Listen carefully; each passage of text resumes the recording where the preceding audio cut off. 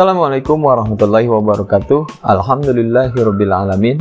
Wassalatu wassalamu ala asrofil anbiya'i wal mursalin wa ala alihi wassahbihi ajmain. Rabbi shrah li sadri wa yassir li amri wahlul 'uqdatam min lisani yafqahu qawli.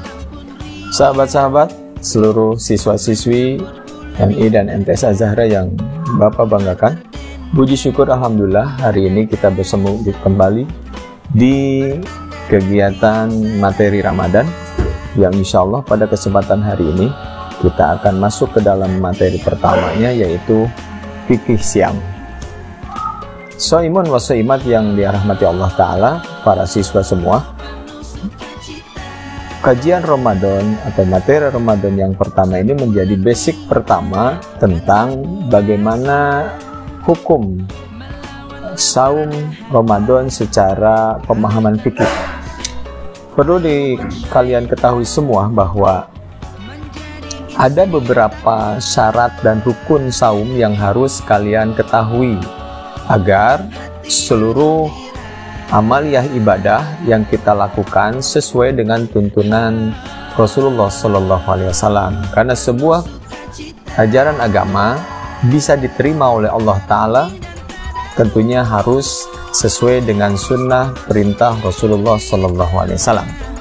Berkenaan dengan saum, anak sekalian, ada syarat dan rukun saum yang harus kalian ketahui bersama. Yang pertama, syarat seorang melakukan saum Ramadan khususnya yang pertama adalah harus beragama Islam tentunya.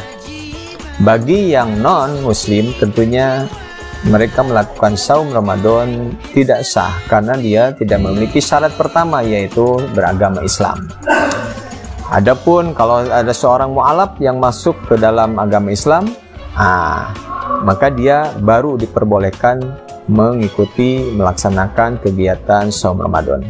Yang kedua, syarat saum itu adalah berakal.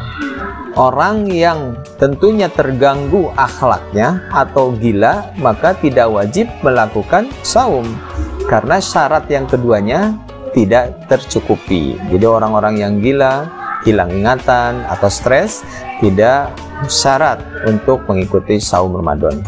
Yang ketiga, anak sekalian, syarat saum adalah baligh atau dewasa, yaitu yang berumur di atas 15 tahun untuk yang laki-laki, ya. Dan untuk yang perempuan adalah 9 tahun.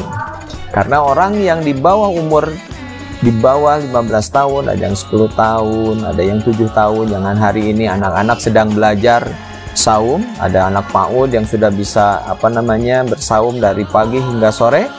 Itu boleh, namun belum dapat menjadi syarat diterimanya saumnya.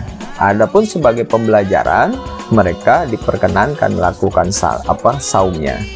Jadi yang ketiganya adalah baligh dan dewasa.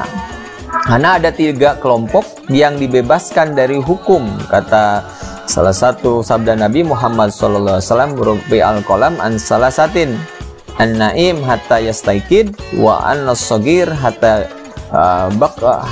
yubkara, wa an-mahbuni hatta yaf'alu ayuki." Artinya ada 3 kelompok yang dibebaskan dari hukum. Yang pertama adalah orang yang tidur hingga bangun, yang keduanya adalah anak-anak hingga balik, yang ketiganya orang gila sampai sembuh. Jadi sementara anak yang masih di bawah umur 15 tahun, orang yang masih sedang gila atau terganggu ingatannya, kemudian orang yang tidur, itu tidak masuk ke dalam diangkat kolamnya oleh Allah Ta'ala. Shaimun wa shaimat yang dirahmati Allah Ta'ala. Yang berikutnya, syarat seorang melaksanakan saum adalah mampu berpuasa. Artinya dia secara fisik mampu untuk melaksanakan saumnya dari pagi hingga menjelang sore nanti pas maghrib. Karena kewajiban ini, saum ini adalah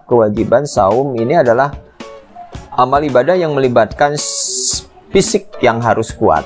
Maka barang siapa yang sedang sakit atau dalam perjalanan, maka orang yang terkena sakit ataupun dalam perjalanan yang harus menempuh jalan yang jauh diperbolehkan untuk tidak melakukan saum, ya. Dan saumnya bisa digantikan di hari yang lain setelah bulan Ramadan, misalkan di bulan Syawal, seperti mana ada yang tertera pada surat Al-Baqarah ayat 185. Hadirin yang dimuliakan Allah Ta'ala, shaiman wa shaimat, syarat yang terakhir adalah syarat sah puasa. Syarat sah puasa adalah yang pertama adalah mumayyiz, yaitu seorang anak laki-laki atau perempuan yang telah memiliki kemampuan membedakan antara kebaikan dan keburukan. Yang keduanya suci dari haid dan nifas. Bagi perempuan yang sedang haid dan nifas, kemudian keluar darahnya sehabis melahirkan, tidak boleh berpuasa.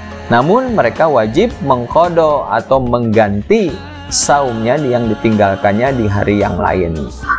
Ini perlu diketahui oleh khususnya para siswa perempuan tentunya. Untuk itu, syarat yang kedua ini adalah syarat sah puasa harus ditempuh atau harus dimiliki oleh seorang yang akan melaksanakan puasa.